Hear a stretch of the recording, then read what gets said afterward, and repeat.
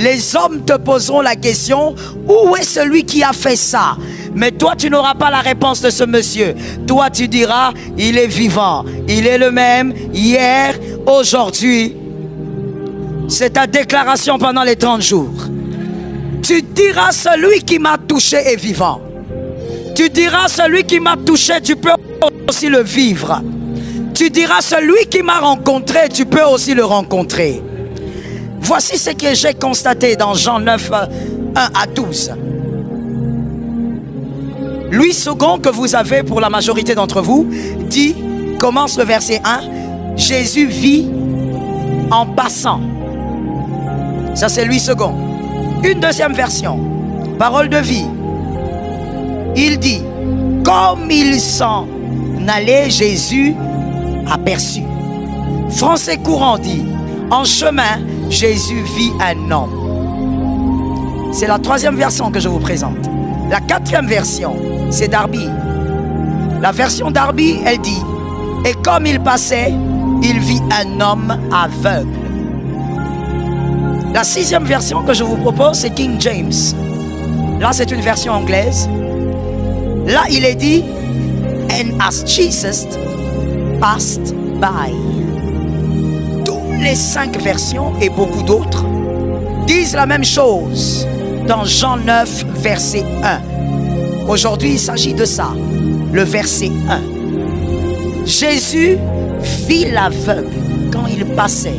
Il était sur son chemin. C'est sur le chemin que Jésus avait emprunté qu'il put voir un aveugle. Jésus ne va pas guérir sur un autre chemin. Il faut que ton problème se retrouve sur son chemin. Que Dieu bénisse celui qui a entendu. Nous sommes sur une montagne de prière pendant 30 jours. Il faut que ta manière de prier change. Say it again. Amen. Donne-moi un autre amen. Il faut que ta manière de comprendre la prière change. Il faut que tu réalises par la grâce de Dieu que tu as toujours mal prié. Il faut que pendant 30 jours, tu sois capable de prier comme un moteur de prière. Mais pas pour prier seulement et dire des paroles, mais prier avec une autre dimension de foi. Jésus ne touche pas à un problème qui n'est pas sur son chemin. Jésus ne touche pas à une affaire qui n'est pas sur son chemin. L'homme s'est trouvé sur son... C'est pas Jésus qui va le chercher. C'est pas Jésus qui va vers lui. Jésus est sur son chemin.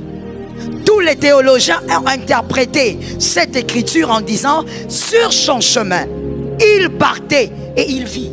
Il aperçut. Jésus n'est pas allé le chercher. Il y a une autre écriture. Marc 10, 46. Marc 10, 46. Ça c'est Bartimée. Bartimée, on connaît l'histoire, il a crié, il a hurlé jusqu'à ce que Jésus s'arrête et l'appelle. Mais la Bible est claire aussi dans ce verset de Marc 10, 46. La Bible dit que Jésus était en train de sortir de Jéricho. Jésus sortait de Jéricho, il était sur son chemin. Et sur ce chemin-là, c'est là que Bartimée se trouvait. Jésus ne va pas te chercher, tu dois te trouver sur son chemin. Est-ce que quelqu'un m'entend bien? Tu dois être capable de te trouver sur le chemin du Christ avec ton problème. Jésus ne fait pas les déplacements. Retrouve-toi là où il est. Ça tombe sur un homme intelligent. Retrouve-toi là où Jésus se trouve. Ainsi, je bénis toutes les personnes qui sont venues à Siloé. Retrouve-toi là où Jésus se trouve. On déclare une retraite, c'est à toi de te retrouver. Ce n'est pas à lui de venir te chercher chez toi. On dit l'attente du prophète, c'est à toi de te retrouver. Ce n'est pas à lui d'aller vers toi. Beaucoup de gens disent, j'ai des problèmes. Jésus m'a promis, mais je ne vois pas. Où est-ce que tu te trouves avec ton problème? Jésus ne viendra pas, toi, sois. Est-ce que quelqu'un me capte? La deuxième écriture révèle aussi que même Bartimée, il avait été visité parce que Jésus était sur son chemin. Bartimée s'est retrouvé au bon endroit. Que l'Éternel ait pitié de nous. Marc 9, 23. Marc 9, 23, il est écrit. Jésus lui dit, si tu peux, tout est possible à celui qui croit. Tout est possible à celui qui croit, mais au-delà de la foi, tu dois être sur le chemin. Au-delà de la foi, tu dois ajouter quelque chose. Tu dois être là où Jésus passe. Là où Jésus organise le miracle. Toi, tu n'es pas là, mais tu t'attends au miracle. Là où Jésus organise les rencontres. Toi, tu n'es pas là, mais tu t'attends à une visitation. Comment est-ce que tu veux que ces choses se passent? Les écritures que je te donne sont dans la nouvelle alliance. Il n'y aura pas d'autre alliance en dehors de ça. Donc, tu ne peux pas dire que ça c'est l'ombre. Il n'y a pas d'ombre. C'est la nouvelle alliance. C'est vrai que Jésus a opéré dans l'ancienne alliance, mais ces hommes ont vécu leur miracle parce que Jésus était sûr. Retrouve-toi sur le chemin. Plusieurs d'entre nous, voici notre problème. Et je tiens à placer notre problème sur table pour le premier jour de Siloé, parce que tout doit commencer par là. Notre problème, nous, les enfants de Dieu, nous avons tellement de soucis, nous avons tellement d'inquiétudes, nous avons tellement de problèmes. Nous voulons voir la main de Dieu, mais voici comment nous procédons de la très mauvaise manière. Et on prie pendant 10 ans et des fois nous disons, je suis dans le temps de Dieu, j'attends le temps de Dieu. Ce n'est pas que tu attends le temps de Dieu, ce n'est même pas que Dieu attend le temps, c'est que tu es au mauvais endroit. Tu es avec ton problème au mauvais endroit, tu pries de la mauvaise manière, tu fais les choses de la mauvaise manière. Faire les choses de la mauvaise manière ne donne aucun résultat, même si tous les jours on prie. Je reprends la phrase. Il y a quelqu'un qui dormait. Faire les choses de la mauvaise manière ne te donnera aucun résultat, même si tu pries tous les jours. Ainsi, j'aime cet apôtre, Jacques, qui a dit, vous priez, mais vous ne recevez pas, parce que vous priez mal. Donc, il y a une manière de prier pendant 20 ans et de prier mal.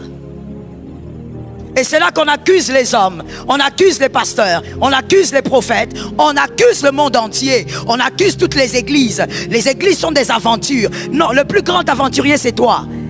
Tu ne sais pas comment prier, tu pries de la mauvaise manière, tu as fait 10 ans de ta vie en train d'attendre quelque chose qui n'arrivera pas comme ça.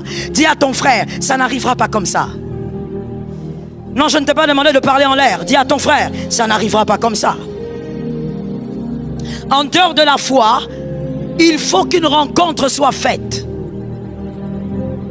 En dehors de la foi, beaucoup d'entre nous, nous avons toujours cru que croire était le tout. Si je crois, c'est fini. En dehors de la foi, il y a une rencontre qu'il faut faire. Il n'y a pas que ton âme qui doit rencontrer Jésus. Ton problème doit rencontrer Jésus. Ça tombe sur toi. Nifal, N-I-F-A-L, le mot hébreu, rencontre, surprenante, étonnante, inattendue. Le Nifal doit se faire. Tu as rencontré Jésus dans ta vie, virgule, que tous les problèmes de ta vie rencontrent Jésus. Ça tombe sur toi qui est derrière, tu as la foi. Que tous les problèmes de ta vie rencontrent. Voilà là où nous avons tous ici, sans exception, nous avons péché. C'est que nous avons prié, nous avons eu la foi, mais nous n'avons jamais fait rencontrer nos problèmes avec Jésus. Est-ce que quelqu'un m'entend? Le nifal doit se faire entre Christ et ton problème. La rencontre doit se faire. Que Jésus aide une intelligence à pénétrer la connaissance. Généralement, voici ce que nous faisons, nous tous. Voici ce que nous faisons. Face aux situations difficiles, face aux problèmes, nous faisons entendre à Dieu nos problèmes. Mais nous ne créons pas une rencontre entre le problème et Dieu. Nous faisons entendre à Dieu nos problèmes. Mais nous ne créons pas une rencontre entre le problème et Dieu. Après ce premier jour, c'est-à-dire donc demain matin, il faudrait que tu te lèves avec l'écho d'un témoignage. Tu as compris en retard, hein? Après cette prière, pas seulement la prière, mais la connaissance que tu reçois là, il faudrait que demain, tu entendes l'écho d'un autre témoignage. Une situation doit se débloquer parce que tu auras compris. C'est ça, vous connaîtrez. Et c'est quoi qui vous libère? Mais je ne vous entends pas. Vous connaîtrez. Et elle fait quoi? C'est la liberté qui libère. Ce n'est pas la prière d'abord. Parce que comme Jacques le dit, on peut prier et ne rien recevoir pendant 20 ans. Parce que tu as mal prié. Mais la connaissance ne vous amène jamais à l'esclavage. La connaissance, même sans prier, la connaissance vous libère. Parce que tu auras compris que tiens, donc toutes ces années, ce que moi je faisais, c'était de faire entendre mes prières à Dieu. Mais je n'ai pas permis à mes prières de rencontrer Dieu. Tes prières ou tes problèmes, si on veut, doivent rencontrer Dieu ce soir. Regardez ce qui se passe. 2 Rois 5:10. 2 Rois 5:10. Pour les bons lecteurs de la Bible, on l'a déjà compris, c'est l'histoire de Naaman, le Syrien, le général, un homme fort, un homme d'armée. Cet homme fort est malade. Personne ne sait qu'il est malade en dehors de sa femme. Il a la lèpre dans tout le corps, une maladie incurable dans le temps. Et donc, Naaman va en guerre contre Israël et il ramène les captifs. Parmi les captifs, il y a une petite fille. Écoutez-moi bien s'il vous plaît. La petite fille, elle dit à sa maîtresse, qui est la femme de Naaman, elle dit: j'ai remarqué que mon chef a quelque chose sur la peau. Si seulement il va en Israël, écoutez bien s'il vous plaît. Si seulement il va en Israël, il va rencontrer un homme, que quelqu'un dise à un frère, un homme. Il va rencontrer un homme, et elle précise, il va rencontrer le prophète. Dans d'autres versions, on dit, il va rencontrer notre prophète. S'il rencontre notre prophète, il va guérir. Et la femme, elle a confiance en la petite fille. J'ouvre une parenthèse pour dire à quelqu'un, lorsqu'on a des problèmes, s'il y a quelque chose qu'il faut ouvrir, c'est les oreilles de l'esprit. Toi, tes oreilles physiques sont plus tendues que les oreilles de l'esprit. Les oreilles de l'esprit doivent être ouvertes. Dieu parle tantôt. Écoute avec les oreilles de l'esprit. Demande au Saint-Esprit de déboucher tes oreilles spirituelles. Cette femme a dit, ok, mon mari va aller. Ils ont fait la lettre, le roi a accepté. Le roi d'Israël a déchiré les vêtements. Ceux qui lisent la Bible connaissent, je passe. Et finalement, Naaman arrive en Israël. Quand Naaman arrive en Israël, selon le verset 3 du chapitre 5 de 2 Rois, la fille avait dit que Naaman devait rencontrer qui?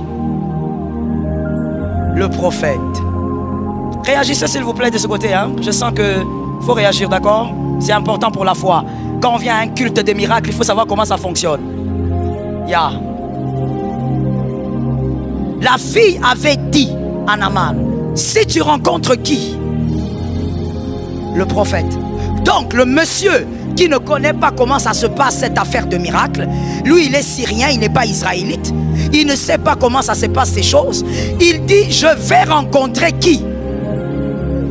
Quand le prophète Élisée apprend, il dit, va dire à ce chef syrien d'aller se jeter dans le Jourdain.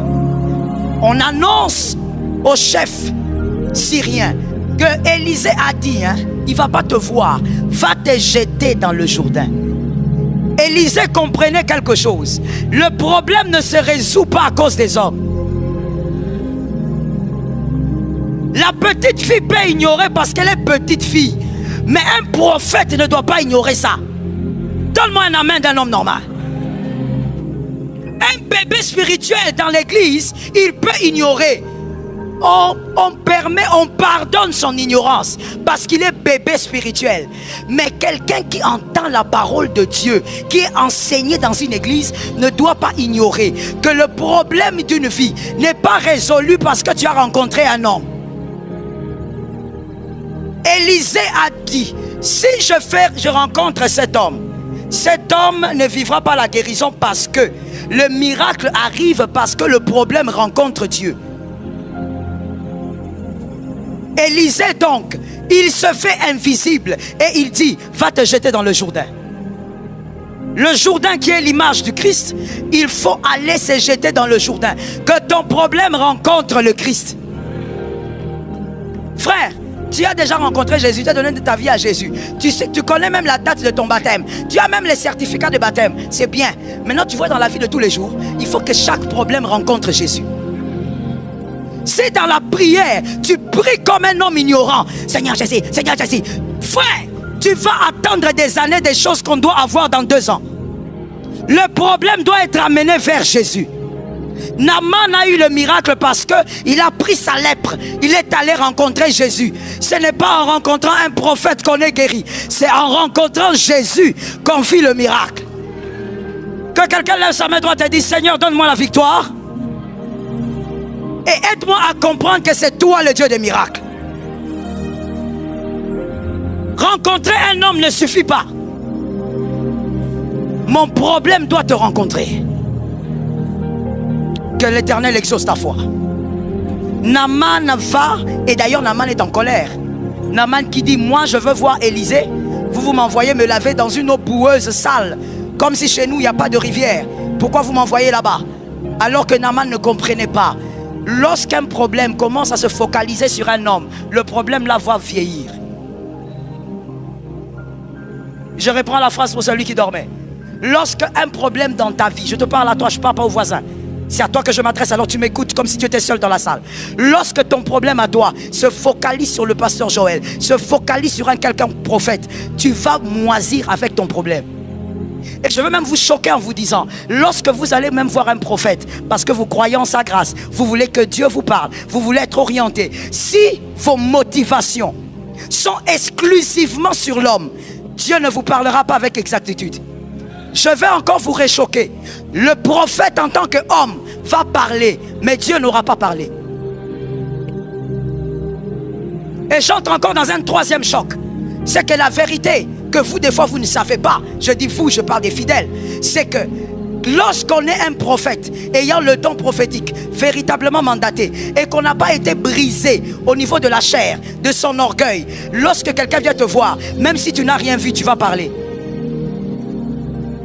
C'est ce qu'on appelle dipyrone. Ou encore, je peux prendre autre chose, c'est ce que vous pouvez aussi appeler anesthésiant. C'est pour te faire endormir. C'est pour qu'en sortant de là, tu ne dises pas, je suis venu voir le prophète à Lobi et Loroté. Il va t'endormir alors qu'il n'a rien vu. Parce que Dieu, il n'exauce pas ce que vous dites, il exauce vos motivations. Tu étais allé voir l'homme ou tu étais allé voir Dieu qui parle par l'homme? That is it. That is it. C'est comme ça que vous nagez dans des attentes qui n'arriveront jamais. Et finalement, vous allez vous décourager dans votre foi. Qui vous a découragé? Aucun prophète, votre ignorance. Élisée a refusé de sortir. Il a dit, cet homme vraiment n'est pas intelligent. Si je sors, il ne va pas guérir. Son problème doit rencontrer Dieu et non un homme. Que l'Éternel t'aide pendant Siloé. Que tu rencontres les dieux d'Israël. Donne un amen de quelqu'un qui comprend. Viens pour rencontrer Dieu. Voilà pourquoi quand tu viens, quand la prière, même si la prière ne commence pas, toi tu pries. Tu n'es pas ici pour un homme. Tu n'es pas ici pour écouter les choristes là. Tu n'es pas ici pour regarder quelqu'un. Tu pries. Si tu as envie de chanter, tu chantes. Même si tu ne chantes pas bien, Jésus entend les chants là. Si tu viens à Siloé avec les motivations comme quoi, je vais venir là-bas parce que le pasteur Joël m'a posé la main et puis le miracle va arriver. Oh, tu vas attendre longtemps. On ne rencontre pas un homme quand on a la lèpre. On cherche le Jourdain.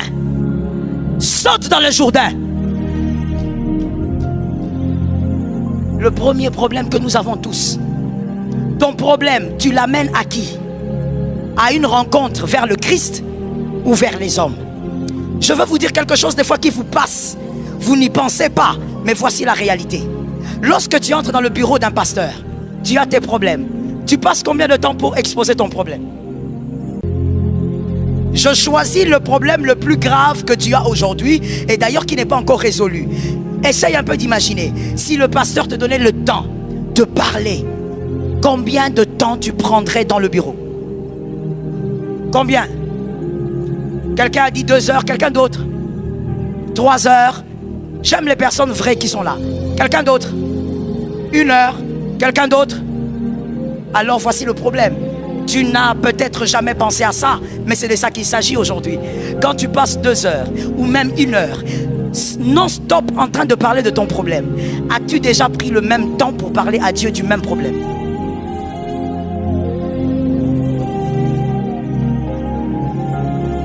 Vous amenez les problèmes chez les hommes de Dieu, mais vous ne les amenez pas à Jésus. Ce que tu crois que tu fais, que tu amènes à Jésus là, Jésus m'envoie te dire que tu fais des aventures. Tu n'as jamais fait rencontrer ton problème à Jésus. Comment devant un homme, tu prends 2 heures du temps pour lui expliquer comment ta femme t'a quitté, mais le même problème, tu n'as jamais pris 10 minutes pour le présenter à Dieu. Ton problème a rencontré qui finalement? Merci. On pose une question pour qu'elle soit répondue. Ton problème a toujours rencontré les hommes, mais jamais Dieu. Dis à un voisin Nifal. Dis à un autre Nifal. La rencontre du problème avec le Christ. Je suis d'accord avec toi. Alors regardez comment ça se passe. Qu'est-ce que nous faisons? Comme je l'ai dit d'abord, on fait entendre à Dieu nos problèmes. Oui, pour entendre, alors là, on sait comment le faire. Il entend tout le temps. On parle, des fois même pour ne rien dire. Mais la rencontre ne se fait pas. Voici ce qu'on fait encore. Nous présentons nos inquiétudes à Dieu au lieu de présenter le problème. Nous présentons nos soucis à Dieu au lieu de présenter le problème qui doit vivre le miracle. Ou encore, au lieu de présenter l'impossibilité.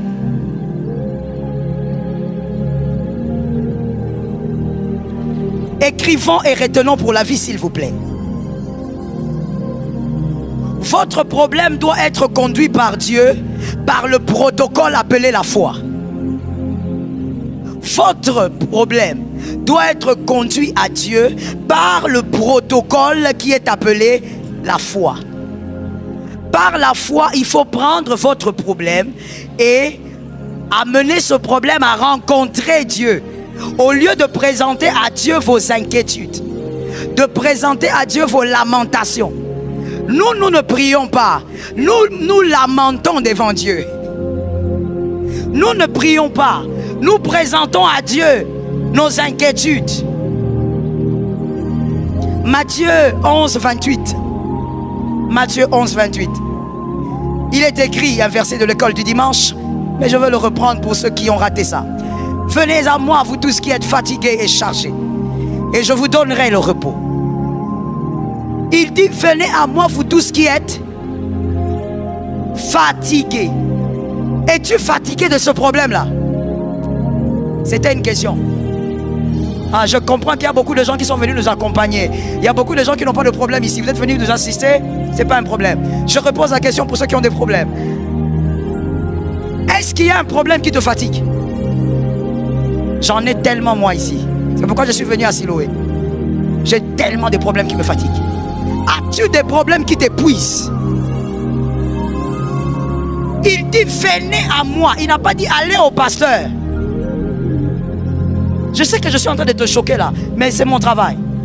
Il dit venez à moi, vous tous qui êtes. Et tu as des charges, des impossibilités, va à lui.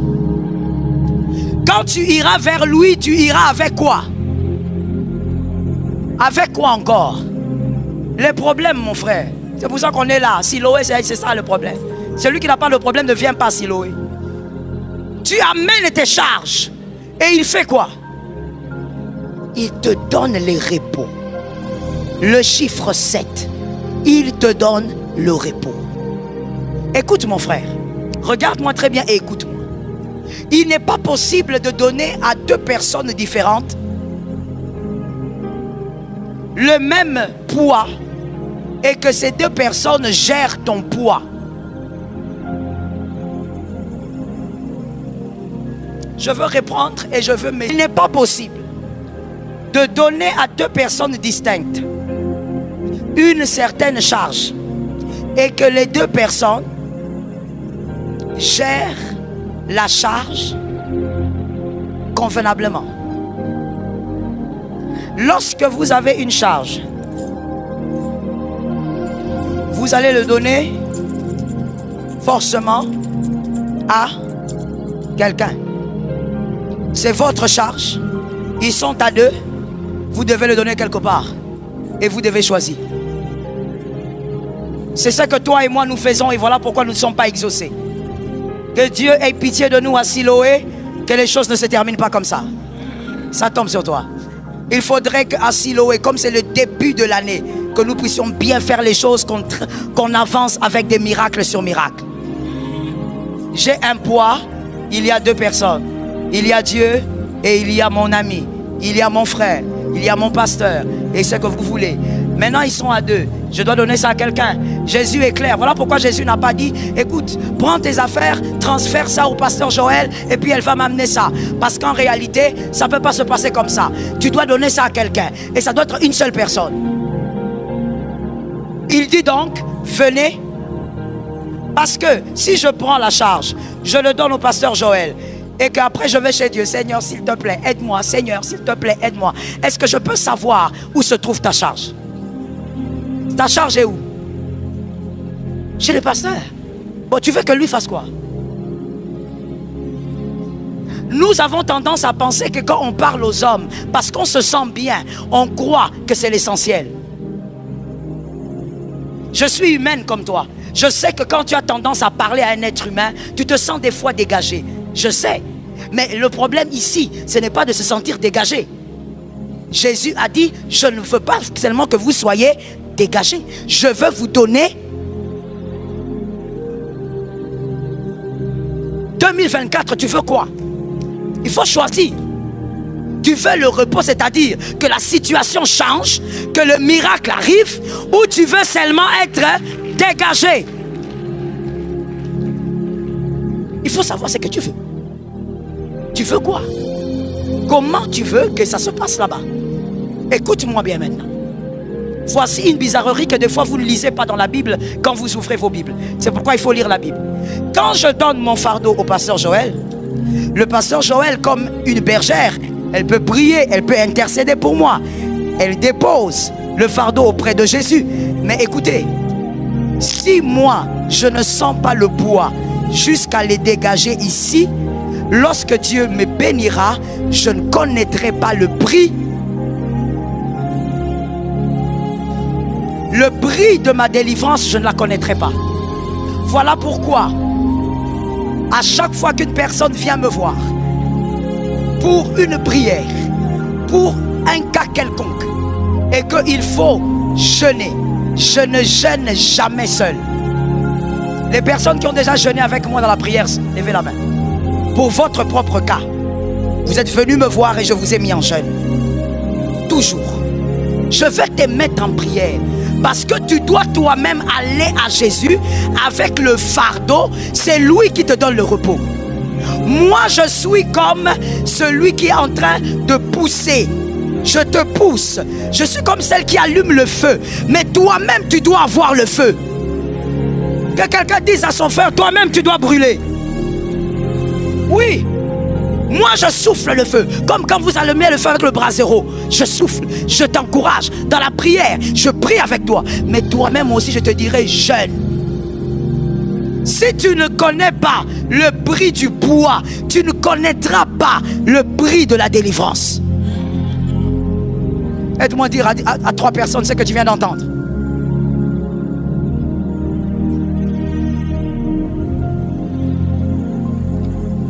Pour connaître le prix de la délivrance, tu dois connaître le prix du fardeau. Est-ce que quelqu'un m'entend? Ainsi Jésus a dit, pas d'associés, venez. Ne faites pas de courbures, venez. C'est moi qui donne le repos. Je reste dans l'équilibre. Est-ce que ça veut dire qu'on ne peut pas parler à son pasteur? Non, ce n'est pas ce que j'ai dit. Est-ce que ça veut dire que tu ne peux pas parler à une personne qui prie, qui intercède, partager un problème? Non, ce n'est pas ce que j'ai dit. On reste dans l'équilibre. L'équilibre que quoi? Si tu veux parler à un homme sage, tu veux parler à un pasteur, tu fais bien. Mais parle à Dieu de ton problème plus que tu ne l'as fait avec ton pasteur. Quelqu'un a capté ça? C'est ça le sens de ce que j'ai dit. Si tu prends 3 heures pour parler à ton pasteur sur un cas, avec Dieu prends 6 heures. C'est là-bas qu'on se décharge. C'est lui qui donne le repos. Moi je peux te consoler, je ne te donnerai jamais le repos. Jésus donne le repos. Voici le mauvais schéma, merci de noter avec moi. Le mauvais schéma que nous tous, nous avons tendance à suivre. Voici le mauvais schéma. 1. Tu as un problème. 2. Tu crois en Dieu. 3. Tu en parles beaucoup aux hommes plus qu'à Dieu.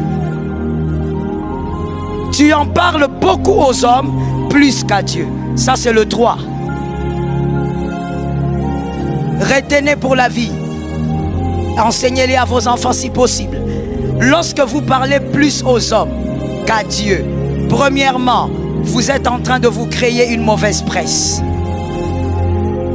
J'étais en train de dire à l'une de mes filles récemment, je lui ai dit, pourquoi tout le monde connaît ton problème? Elle m'a dit, non maman, c'est pas tout le monde, je parlais juste à 3 personnes. Je lui ai dit, lorsque tu parles à une personne, surtout quand la personne n'est pas qualifiée, c'est-à-dire ce n'est ni ton pasteur, ce n'est ni un ancien d'église, lorsque tu parles à une personne non qualifiée de ton problème, tu dois savoir que derrière cette personne, il y a au moins 12 personnes qui seront au courant. C'est ça la logique. Quand tu vas parler à une sœur à l'église, tu dois savoir que derrière la sœur, il y aura au moins 10 personnes qui connaîtront ton cas. Tu es en train toi-même de te créer une mauvaise presse. Et puis tu viens, tu dis, ici à l'église, les gens parlent trop. C'est toi qui parles trop. C'est parce que ta bouche parle trop que les gens parlent de toi. Est-ce que quelqu'un m'entend? Est-ce que je peux évoluer? Ne cherche pas à condamner les gens. Condamne ta bouche, règle ta bouche. Si tu n'avais pas parlé, est-ce que les gens allaient parler? Alors arrête de critiquer les autres. Le problème c'est toi. Pourquoi tu es allé raconter ton affaire aux frères de l'église? Non, j'ai vu que les frères là avaient le zèle. Et retiens bien pour la vie, le zèle n'est pas l'éducation. Je reprends la phrase pour celui qui dormait. Le zèle n'est pas l'éducation. Parce que je veux peut-être te choquer, mais c'est la vérité. Lorsque quelqu'un ne sait pas se taire, il parle de tout, il parle tout le temps, il parle même trop. Il faut savoir que c'est une question d'éducation. Quand il était petit, on ne lui a pas dit que des fois il faut te taire, même si tu as à dire. On ne lui a pas dit ça. Alors il a grandi légumes. Quand il voit la bâche, il parle. Il voit la colonne, il voit les marches, il voit la peinture noire. Tout ce qu'il voit, il doit. C'est l'éducation. Maintenant tu es là à te plaindre. Pourquoi on parle de moi? Si tu ne veux pas qu'on parle de toi, commence par régler ta propre bouche. C'est ta bouche que tu dois régler, pas la bouche des autres. Si tu ne sors rien, nous ne saurons. Les 2 fils, levez-vous un peu. Est-ce que tu sais ce qu'il a mangé ce matin? Monsieur, toi, est-ce que toi tu sais ce qu'il a mangé? Pourquoi vous ne savez pas? Non. Pourquoi vous répondez à leur place? On sent que tu as l'esprit de Songi. Pourquoi vous ne savez pas? Il a déjà répondu, mon fils. Il a dit, parce qu'il ne m'a rien dit. Si tu ne dis rien, personne ne parlera de toi. Gère ta bouche, ne cherche pas à gérer les fidèles. Gère ta bouche. Garde ce que tu dois garder. Merci mes fils. Est-ce que quelqu'un m'entend? Nous étions au point 3 en disant, si tu parles trop aux hommes, plus qu'à Dieu, tu te crées une mauvaise presse. Si tu veux parler à un homme sage, c'est-à-dire un homme qualifié, qui sait garder le secret de ta vie, qui peut écouter, il prie pour toi, il prie avec toi et il garde le secret. Tu fais bien, ce n'est pas mauvais, mais exerce-toi toujours à plus parler à Dieu. Est-ce que quelqu'un me capte? Le mauvais schéma, nous étions au point 4, n'est-ce pas?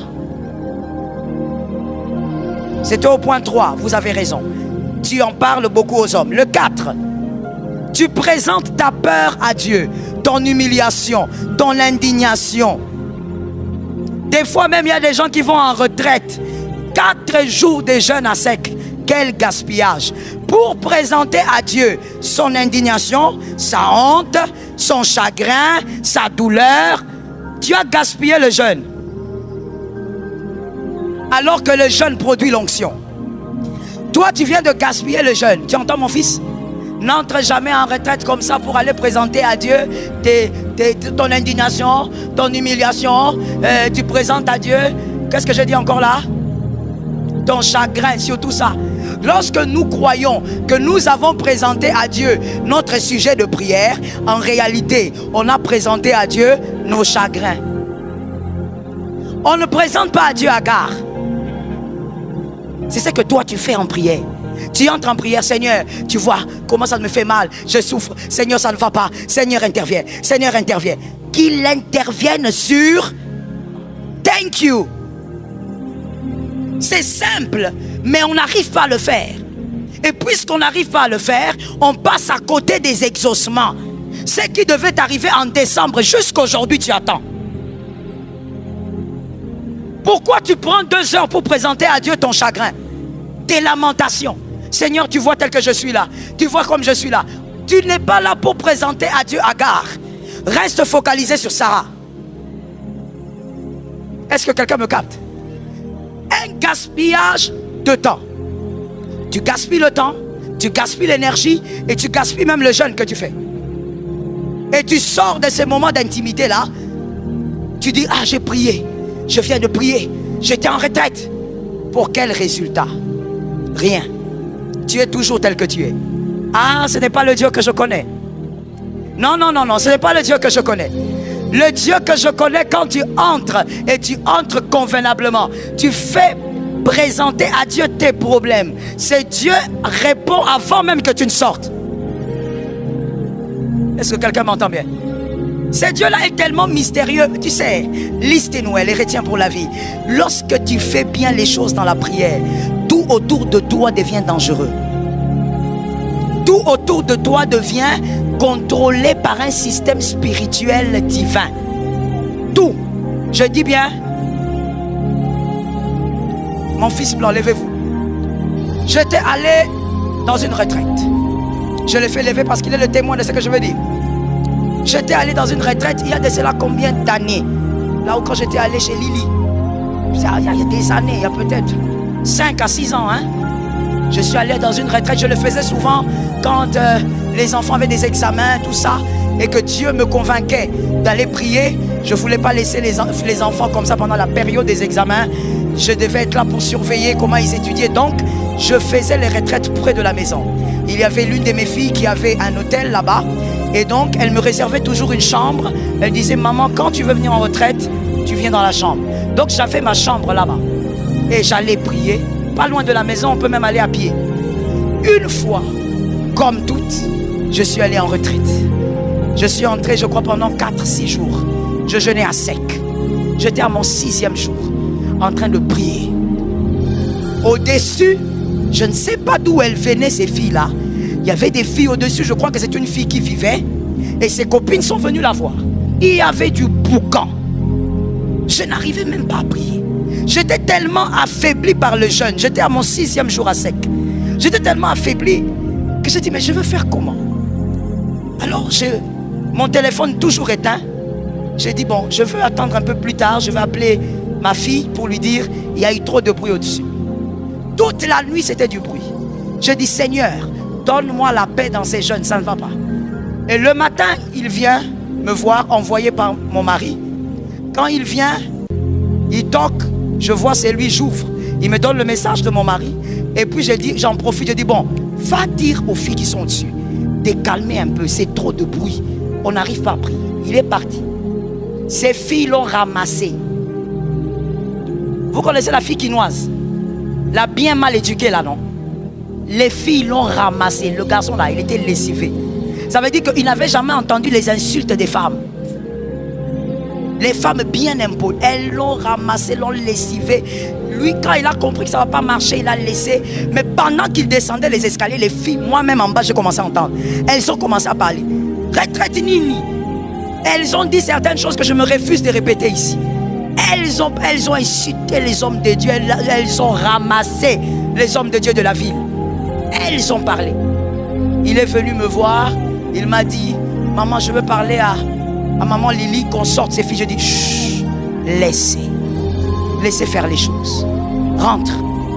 Il est rentré. Je suis resté en bas. Le boucan a continué jusqu'au dimanche. J'avais du mal. C'est comme si elles avaient accéléré. Comme on les avait interdit, elles ont ajouté. Le dimanche soir, j'ai clôturé ma prière. Et le lundi, je suis sorti. Quand je suis sorti de ma retraite, je suis rentré chez moi, vaqué à mes occupations. Il était tellement indigné qu'il est quand même allé parler à ma fille. C'est la propriétaire de l'hôtel. Ma fille était choquée. Elle a dit, mais pourquoi vous ne m'avez pas appelé? J'allais venir les sortir. Comment elle peut faire ça? C'est à cause des prières de maman ici que j'ai vu certains miracles. Elle est qui? Il fallait m'appeler. Je lui ai dit, heureusement de toutes les manières, que je suis déjà sorti. Lundi, mardi, mercredi, le même ici. C'est pourquoi je l'ai levé. Le même. Il vient me voir. Il me dit, maman, il faut que tu appelles un numéro. Je dis, quel numéro? Le numéro que je t'ai amené. Pourquoi? Maman, tu vois la fille là? Oui. Elles ont fait un accident. Elle est à l'hôpital. Elle est mourante. Elle est entre la vie et la mort. Maman parle. Je dis, je parle pas. Le même ici a commencé à intercéder. Au lieu de me conduire, il commence à intercéder. Maman, s'il te plaît. Maman, j'ai dit, je ne parlerai pas. Il a commencé à... Ma fille l'a appelé. Il a dit, as-tu dit à maman ce qui se passe là-bas? Il dit, j'ai dit à maman. Maman a dit, elle ne parlera pas. J'ai dit, que Jésus s'en occupe. C'était une bataille. Maintenant, la bataille n'était pas entre moi. Parce que moi, je n'avais jamais commencé des batailles. C'était entre lui et moi. Il est là. Il connaît. Moi, je lui ai dit, même si, d'abord, pourquoi, et toi, et ma fille, pourquoi vous pensez que si moi je parle, elle sort de ce coma? Non, maman, parle seulement, c'est ça, c'est parle. Elle-même, la fille, il paraîtrait qu'elle revendiquait ça. Quand elle a fait l'accident, quand on l'a amenée à l'hôpital, elle est rentrée dans la conscience, elle était en train de dire, cherchez-moi le pasteur Joël. J'ai fait quelque chose. Lorsque tu fais des choses bien dans la prière, tu ne peux pas me dire que tu sors de cette prière et que Dieu n'opère pas. Il y a quelque chose que tu n'as pas bien fait. Parce que pendant même que tu es dans la prière, Dieu rend tout ce qui est à toi mystique. Est-ce que quelqu'un m'entend bien? Je me rappelle même pas l'histoire, mon frère. Je ne sais pas ce qui s'est passé. I don't know. Que Dieu te bénisse. C'est pour seulement te dire que moi je sais et moi j'ai vu. Et ça, ce n'est qu'un exemple. Mais quand Dieu est avec toi dans une prière, il est d'accord avec ce que tu fais. Tout ce que tu vas dire devient un problème et devient une bénédiction. Est-ce que quelqu'un m'entend bien? Tu ne peux pas venir à Siloé. Nous allons tout à l'heure prier. Tu te mets à genoux et tu pries. Tu sors de là et demain rien ne se passe. Quelque chose doit se passer dans les ciels. Sur la terre aussi, quelque chose doit se passer. Frère, non nos prières. Prier. Non, tu as fait du bruit, mais tu n'as pas prié. Tu t'es enfermé pour présenter ton chagrin à Dieu, mais tu n'as pas présenté ton problème. Généralement, nous présentons nos chagrins. Nous ne présentons pas le problème. Nous ne présentons pas l'impossibilité. Seigneur, tu vois que je souffre, non? Seigneur, tu vois que je souffre, non? Regarde comment Jésus a corrigé ça. Peut-être que tu penses que ça sort de ma tête. Regarde. Marc 10, 47. Marc 10, 47. Si Bartimée avait seulement gardé la première stratégie, Bartimée serait resté aveugle. Marc 10, 47. Jésus passe, Bartimée est là. Et c'est ce que nous faisons souvent. Jésus, aie pitié de moi. Aie pitié de moi. Jésus. Jésus regarde et dit, celui qui crie là même, il veut quoi? C'est qui? Amenez-le-moi. Écrivons. Marc 10, 51. Marc 10, 51. Pour ça, je vais lire. Jésus prenant la parole lui dit, que veux-tu que je te fasse? Je pose la question, pasteur Marianne, c'est une blague? C'est une blague ou quoi? C'est que Jésus pose là comme question. Jésus dit que il s'agissait de qui? Bartimée l'aveugle. Merci ma fille pour la précision. Bartimée quoi? L'aveugle, hein? Donc tout le monde savait qu'il était aveugle ou pas? Quand il est venu là, Jésus n'a pas vu qu'il était aveugle. Jésus ne voyait pas ses yeux. Comment tu peux poser la question? Tu vois bien qu'il est aveugle. Mais Jésus lui dit, que veux-tu que moi je te fasse? Mais tu vois déjà que je ne vois pas. C'est quel type de question? Tu veux me narguer? Tu veux me provoquer ou quoi? Voilà le problème que toi et moi nous avons. Tu es en train de crier comme Bartimée. Jésus, aie pitié. Jésus, tu ne vois pas que je ne suis pas marié? Jésus, tu ne vois pas que je n'ai pas d'enfant? De quoi tu parles? Jésus avait envie de lui dire, tu parles de quoi? Tu cries trop. Dis-moi seulement, c'est que... Prends ton problème, que le problème fasse une rencontre avec Jésus. Toi, tu parles de ton chagrin. Il veut savoir, tu veux. C'est tout. Des fois, nous pensons que nous sommes très intelligents. Tu es là comme ça. Seigneur éternel, tu sais, depuis 15 ans, Seigneur, j'attends. De quoi tu parles? Jésus a dit à Bartimée, tu parles de quoi? Tu veux quoi? Alors que Jésus voyait qu'il était aveugle. J'espère que quelqu'un a compris. Et finalement, l'aveugle, heureusement qu'il n'était pas congolais. Merci, je sais que ton sourire a tout dit. Ça montre que tu es de père et de mère. Heureusement qu'il n'était pas congolais. Parce que s'il était congolais, il allait dire, donc comme moi je suis là, pendant que toi tu es debout là, tu ne vois pas. N'est-ce pas? C'est toi avec nos filles impolies ici. Elle va seulement te dire, donc comme moi je suis debout là, tu as vu bien que on m'a pris même par la main pour venir chez toi. Donc tu veux dire que toi tu ne vois pas que je suis aveugle. Heureusement. Le Congolais c'est le genre où quelqu'un rate un penalty et puis on le critique.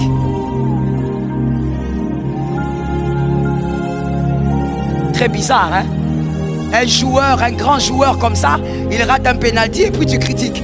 Est-ce que tu crois que rater un penalty veut dire qu'on n'est plus un bon joueur?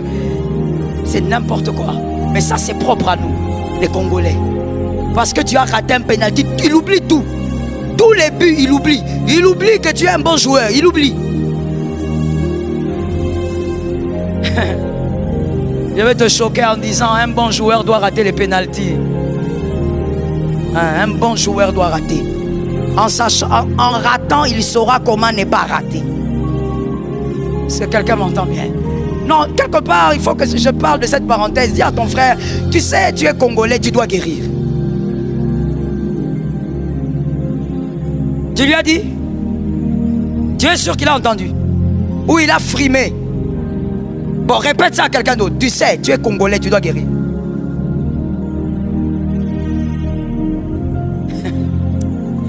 Mon frère, les Congolais, on a vraiment quelques problèmes. Que Jésus nous aide. Le Congolais, c'est le genre où le premier but entre, il saute, il danse. Il fait même des danses un peu bizarres. On se demande, c'est une danse ou c'est quoi? Deuxième but, il danse. Lorsque les autres marquent, il arrête de danser. Il commence à regarder comme quelqu'un qui est tombé d'un arbre. Ça veut dire le Congolais, il ne sait pas encourager du début à la fin. Le Congolais ne sait pas acclamer quelqu'un même lorsque la personne a commis certaines bêtises. Le Congolais ne sait pas dire, même s'il commet des erreurs, c'est notre héros. C'est pourquoi Mouzé avait raison quand il avait dit changement de mentalité. Si on ne change pas, même si on vous donne un président comme Obama, vous n'aurez rien. Si j'étais choqué, je te réchoque. J'ai souvent dit ça à mon fils ici, il sait. Je lui ai souvent dit, même si on vous donne un président qui a un cerveau comme Barack Obama, vous n'allez rien vivre. Parce que le problème du Congolais, c'est le Congolais. Mentalité bizarre. Le Congolais ne sait pas que quelqu'un ne peut pas perdre ses médailles à cause d'une erreur. Il ne connaît pas ça. Ça veut dire autant il t'acclame dès que tu fais une erreur.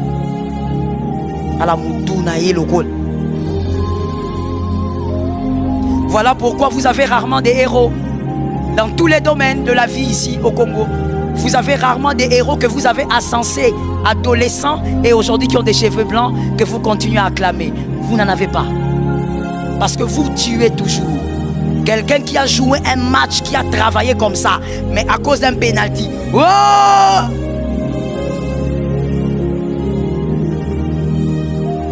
Si on n'avait pas gagné le match, qu'on n'était pas passé à un quart de finale.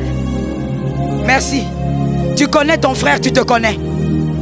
Tu vois le E que tu as fait là, c'est petit face au E de tout un peuple. On a du mal à faire comme les autres qui disent on a perdu, mais nous sommes grands, mais nous sommes le grand Congo. On n'a pas cette mentalité, on ne nous a pas fait grandir comme ça. Pire encore, certains présidents ont empiré la situation. Mentalité zéro, pourrie. Et ce qui me chagrine souvent, c'est que la majorité des jeunes sont comme ça ici. Et on dit, c'est le Congo de demain. Cette jeunesse-là. Une jeunesse irresponsable à un niveau 150 millions. Que Jésus nous donne la victoire. Il faut savoir comment aimer et protéger ce qui est à toi. On n'aime pas une chose parce qu'elle est parfaite. On l'aime parce qu'elle est à vous. C'est tout. C'est ça que les autres peuples, on les a appris depuis tout petit. Et même à l'école, on les apprend ça. C'est comme ça que tu verras un Américain, il est fier d'être Américain, même s'il est mendiant. Il y a des gens ici qui ne savent pas qu'aux États-Unis, il y a des mendiants. Il y en a. Beaucoup. Pas dans les maisons, sur la rue, en train de mendier, que tu lui donnes $1 et même moins. Mais si tu lui demandes, il te dira, je suis fier d'être Américain. Il te dira, ah, l'Amérique, c'est la plus grande puissance. On les a éduqués comme ça. Mais toi, jeune qui est devant moi, c'est toi le premier à dire, Moko, Eko. Je vais finir en disant cette phrase. Selon yo, c'est pas selon moi, selon yo. Moko Eko bongate, po yo moko, oro tikala, oro bongate. C'est normal que tu réfléchisses comme ça. Je ferme la parenthèse. Jésus dit, que veux-tu que je te fasse? Dieu n'attend pas que tu amènes tes lamentations dans la prière. Dieu attend que tu lui dises, tu veux qu'il fasse quoi? C'est si simple que ça des fois. Tu veux qu'il fasse quoi cette année? Parle clairement. Voici le schéma à retenir et c'est le bon schéma. Et nous allons prier. Le schéma à retenir. Premièrement, crois que Dieu peut tout. Commence d'abord par là. Si tu ne crois pas que Dieu peut tout, ne prie pas. Crois que Dieu peut tout. Deuxièmement, présente le problème clairement à Dieu. Avec insistance et persévérance. Clairement, Seigneur, moi comme je suis là, j'ai besoin d'un enfant. Donne-moi un enfant, fille. Parce que garçon, c'est trop de problèmes.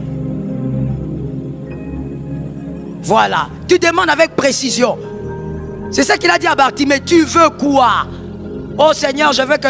Bartimée n'a même pas dit, Seigneur, comme tu le veux. Je veux choquer quelqu'un ici en disant, arrête de dire, Seigneur, que ta volonté soit faite.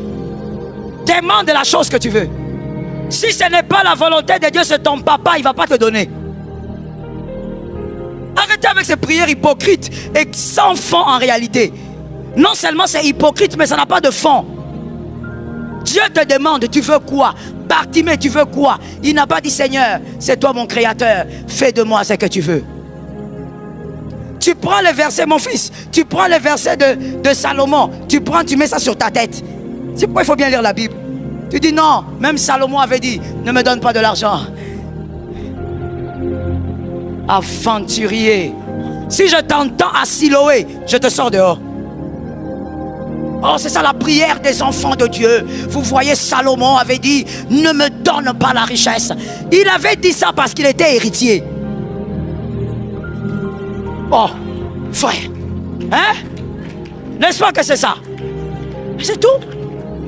Il n'a pas à demander la richesse. Son père David a laissé beaucoup d'argent.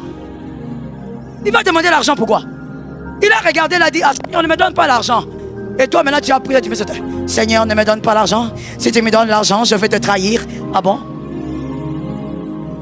Que Dieu prenne ta part, que Dieu me donne. Oui, parce que moi je sais que même si je deviens billionnaire, je ne trahirai jamais. Trahir Jésus pour l'argent, pourquoi? Je sais d'où l'argent est venu. Je sais d'où il m'a pris. Même en devenant billionnaire, je ne trahis pas. Les gens de prière que toi tu fais là, Seigneur, tu sais, ne me donne pas, donne-moi un peu. C'est qui me... Donne-toi un peu, fais la prière. Mais si je t'entends en train de dire, je ne peux pas venir à l'église parce que je n'ai pas l'argent de la moto. L'argent c'est moi de la moto, tu n'arrives pas à voir. Mais quand on prie ici, Seigneur, un peu, je veux ta volonté. Ta volonté. Lorsque même tu dis ça, ça montre que tu ne lis pas la Bible. La volonté de Dieu c'est quoi? Je souhaite. Lis la Bible. C'est pourquoi je dis c'est une hypocrisie vide. Non seulement tu es hypocrite, mais tu ne connais pas la parole. La parole de Dieu, Jésus a dit ce qu'il souhaite pour toi. Je connais le projet. Projet et non. Tu es là, tu dis Seigneur, maintenant je suis enceinte, je ne peux pas perdre ce bébé. C'est parce que ça c'est un projet de malheur. Je veux que tu me gardes mon bébé. Parle avec précision. Il y a quelque chose que le Seigneur m'a interdit. Il y a beaucoup de choses. Mais l'une de ces choses, je vous en parle parce que ça cadre avec l'enseignement. L'une des choses, c'est de demander à Dieu les biens matériels. Il me l'a interdit il y a près de 18 ans. J'étais dans une vision. Il m'a montré beaucoup de choses. Il m'a dit, est-ce que Joël, à chaque fois, quand tu viens chez moi, tu veux ça? C'est pour ça que tu veux passer ton temps avec moi? Ne me demande plus jamais ça. Si tu as besoin de ça, que tes enfants demandent ça, pas toi. Donc même mes enfants aujourd'hui, et même quand ils vieilliront, quand on va leur poser la question, est-ce que votre maman une fois a déjà dit, Seigneur, donne-moi l'argent? Ils vont dire, maman avait l'interdiction de ne jamais demander à Dieu de l'argent. Tout ce qui est matériel, moi je ne demande pas. Ça fait plus de 18 ans. Dieu m'a interdit. Mais quand on veut faire la prière des familles, je dis toujours à mes enfants, parce qu'ils savent, je leur dis, demandez. Même Dieu savait que j'allais coacher les enfants. Je dis, demandez. Maman, maintenant on va demander ça. Quand on finit la prière, souvent c'était l'aîné. Quand on finit la prière, je dis à l'aîné, maman, tu as bien prié. On a déjà fait une loi dans la famille. Dans les cultes des familles, on ne juge pas la prière. Mais entre nous soit dit, maman, quand tu pries, il ne faut pas faire des choses comme ça. Il ne faut pas dire au Seigneur, Seigneur, quand tu veux. Parce que celle-là, quand elle prie, tu vas croire que c'est un Belge qui prie, donc tu ne comprends pas. Seigneur, quand tu veux, Seigneur, nous dépendons de toi. Alléluia. Mais moi, je lui dis, maman, quand tu pries, sois un peu agressif. Hein? Dis, Seigneur, donne, Seigneur, donne, Seigneur, donne. Mes enfants savent que maman ne peut pas, mais eux, ils prient avec précision. Seigneur, donne-moi une maison. Je ne veux pas que ça soit en Gouma. Donne-moi même une maison vers de ce côté-là. Précision. Que veux-tu que je te fasse? Oh Seigneur, délivre-moi. Il y a beaucoup de sécheresse maintenant dans la maison. Seigneur, Seigneur, sors la sécheresse. Est-ce que tu comprends que tu es en train de parler des effets plutôt que de parler? Est-ce que tu vois? que tu n'as jamais présenté ton problème à Dieu. Seigneur, au nom de Jésus, je shoote la sécheresse, je chasse, je brûle. Qu'est-ce que tu veux? Il y a la sécheresse, oui. Toi, tu veux quoi? Seigneur, donne-moi ce travail-là. Donne-moi ce poste-là parce que j'en ai la qualité. J'ai le profil. Donne-moi ça. Même Josué avait dit, c'était Caleb, il est allé voir Josué. Il a dit, Dieu, quand Moïse était là, Dieu avait promis que cette montagne-là, c'est pour moi. Maintenant, je vais aller chercher ma montagne. Il faut savoir ce que tu demandes dans la présence de Dieu. Est-ce que quelqu'un m'entend bien? Tu dis au Seigneur, Seigneur, donne-moi un enfant intelligent. Éloigne de moi un enfant baudet. Un peu comme j'étais quand j'avais 4 ans. Toi-même tu te connais, toi-même tu refuses.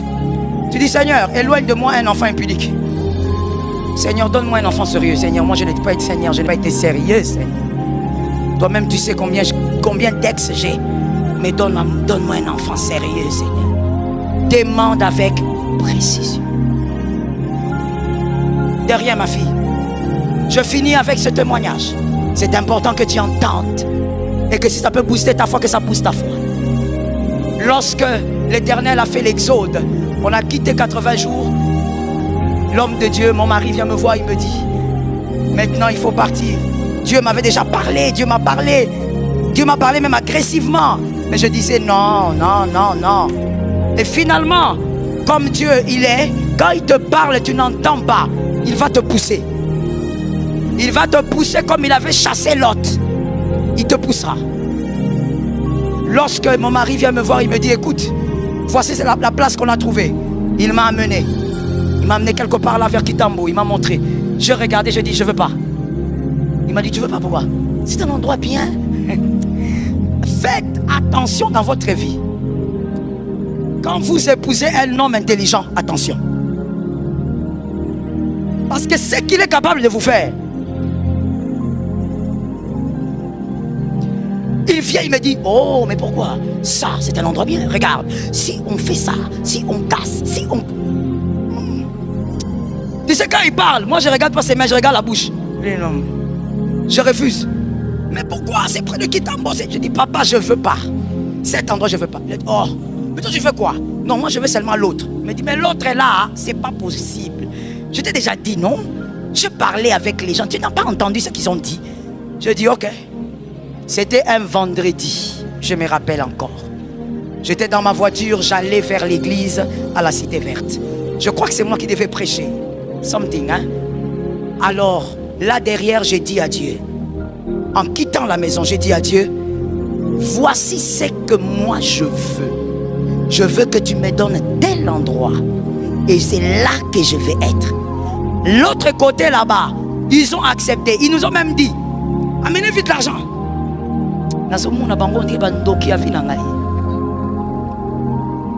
Ils étaient tellement disponibles que mon mari a dit, il faut aller vite là-bas. J'ai dit, oh Seigneur, j'ai dit à Dieu dans la voiture, je ne veux pas ça. Moi, ce que je veux, c'est ça. Et Dieu m'a répété encore. Il m'a dit, Joël, répète ce que tu veux. J'ai dit, je répète. Avec précision. Oh mon frère, c'est un détail que je ne peux pas donner ici parce que je suis en direct. Il y a des choses que je ne peux pas dire. J'ai dit, moi je vais tel endroit. Alors que c'était barricadé, ferme, pas possible.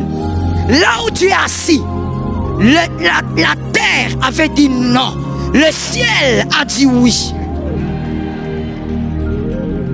Il était en train de conduire, encore l'autre témoin ici. Il conduisait, on quittait la maison pendant que je parlais. Et moi je parlais à haute voix dans la voiture derrière. Je parlais. On arrive à, c'était Zappé ou bien Liboulou. Écoute les noms des quartiers. Je t'interdis d'aller habiter là-bas. Liboulou. Atayomoko. Liboulou. Dofi na yo. Liboulou. Baklas na yo. Ça c'est quel quartier? Quand on est arrivé là, mon téléphone a sonné. Je regarde, je vois que c'est mon mari. Je dis, ah, peut-être qu'il m'appelle parce que je suis en retard pour la prédication. Je prends, je lui dis, non, non, non, je suis déjà en route. Avant même qu'il pose la question, je dis, non, je suis en route. Il me dit, c'est pas pour ça que je t'appelle. On m'a appelé. Là où tu veux, là, ils sont appelés. Au nom de Jésus, que tu vives ton miracle. Que tu saisisses ton miracle. Par la foi que tu touches le miracle. Avant d'arriver à l'église, mon frère, j'avais préparé la prédication. Mais après la nouvelle, la prêche a changé. J'avais la joie d'aller à l'église. Mais après la nouvelle, j'ai eu la joie du miracle. Le culte a changé de couleur. Avant même d'arriver à destination. La précision crée la visitation. Aide-moi à dire ça à 3 personnes. La précision crée la visitation.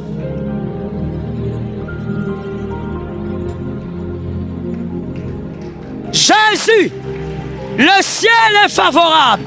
Le ciel est favorable. Lève tes 2 mains. Je vais te laisser quelques minutes de prière. Ceux qui sont assis, nous sommes déjà en prière. Nous allons seulement déclarer une seule phrase, tous ensemble. Mais après cela, je te laisse le temps de prendre ton problème, de le faire rencontrer le Christ. Je te laisse le temps de parler avec précision sur ce que toi tu veux. Nous allons crier 3 fois, Jésus est capable et je le crois. 1, 2, 3.